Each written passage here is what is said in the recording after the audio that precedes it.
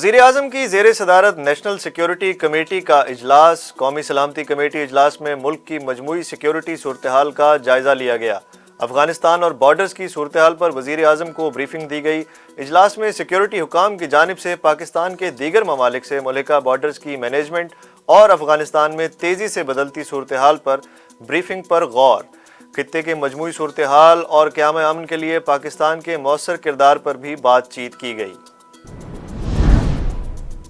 Army chief general Qamar Javed Bajwa سے ترکی کے بری فوج کے چیف آف جنرل سٹاف کی ملاقات میں علاقائی سلامتی کی صورتحال، باہمی اور پیشہ ورانہ دلچسپی کے امور پر تبادلہ خیال کیا گیا۔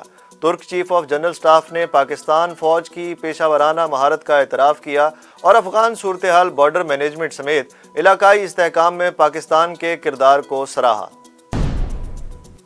بے نظیر بھٹو کی برسی پر شہباز شریف کا پیغام۔ مسلم لیگ نون کے صدر شہباز شریف کہتے ہیں، محترمہ بے نظیر بھٹو اسلامی دنیا کی پہلی خاتون وزیر اعظم اور جمہوریت کی دلیر آواز تھیں۔ ایک بیان میں شہباز شریف کا کہنا تھا کہ بے نظیر بھٹو ایک بہادر اور مقبول عوامی قائد تھیں۔ ان کی شہادت پاکستان ہی نہیں، دنیا کی تاریخ کا ایک سانحہ ہے۔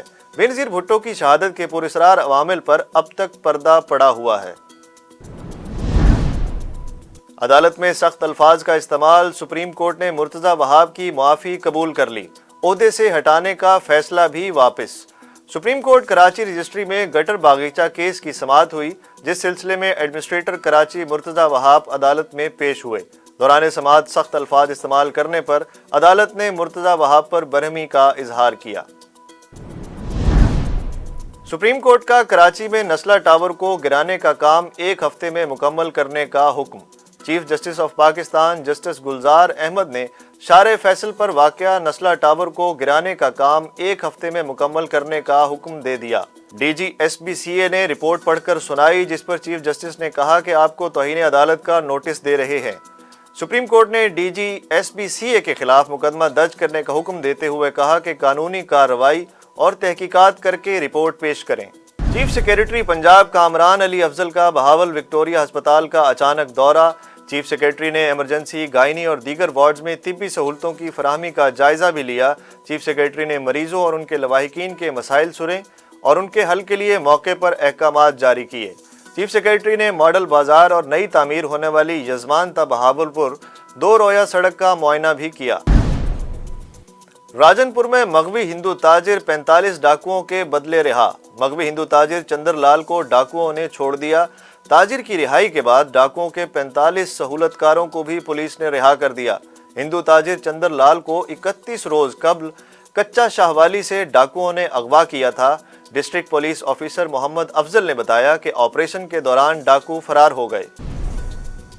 جنوبی افریقہ سے آنے والے 15 مسافر سیالکوٹ ایئرپورٹ کے قرنطینہ سینٹر سے فرار۔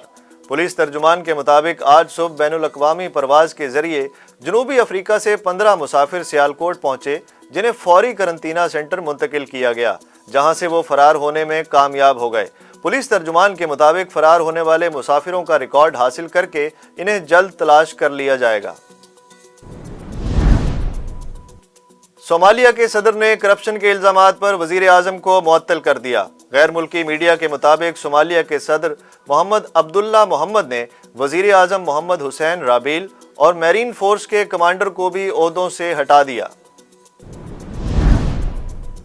انگلش ٹیم میں شامل 4 افراد کا کرونا ٹیسٹ مثبت، ایشز سیریز کو خطرہ۔ انگلش اسکواڈ میں شامل 4 افراد کے کرونا ٹیسٹ مثبت آنے کے بعد ایشز سیریز کا مکمل ہونا خطرے میں پڑ گیا۔